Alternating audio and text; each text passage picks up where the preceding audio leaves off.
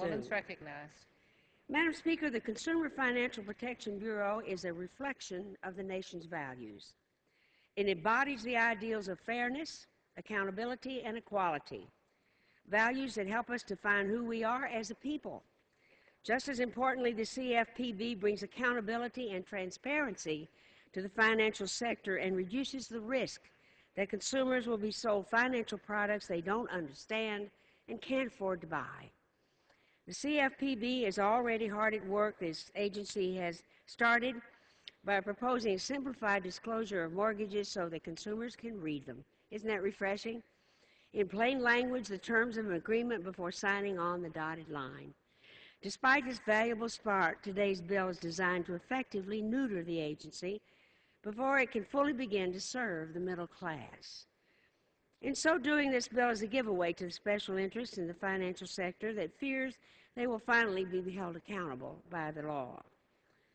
Apparently unchastened by the economic crisis they plunged us into, financial firms continue to take advantage of unknowing consumers.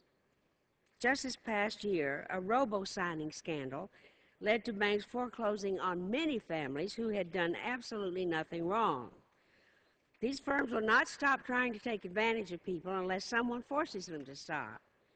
Despite all this, the majority proposes that we weaken the very agency designed to protect consumers against the illegal practices and unfair play.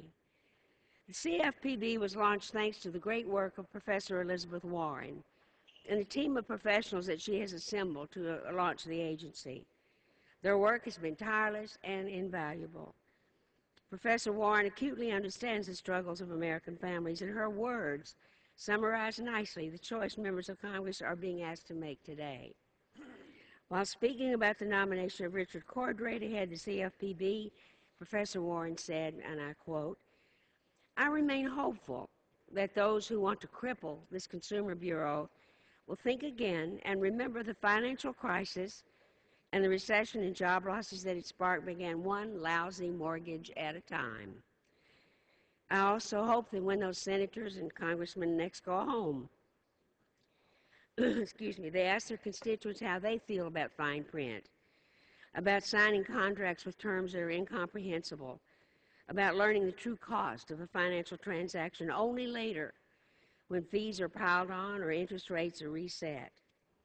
I hope they will ask the people in their district if they are opposed to an agency that is working to make prices clear, or if they think budgets should be cut for an agency trying to make sure that trillion-dollar banks follow the law.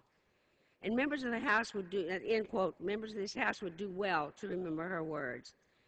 When we vote today to protect the middle class and the millions of consumers struggling to make ends meet, or will this body stand with financial lobbyists and leave the middle class to go it alone?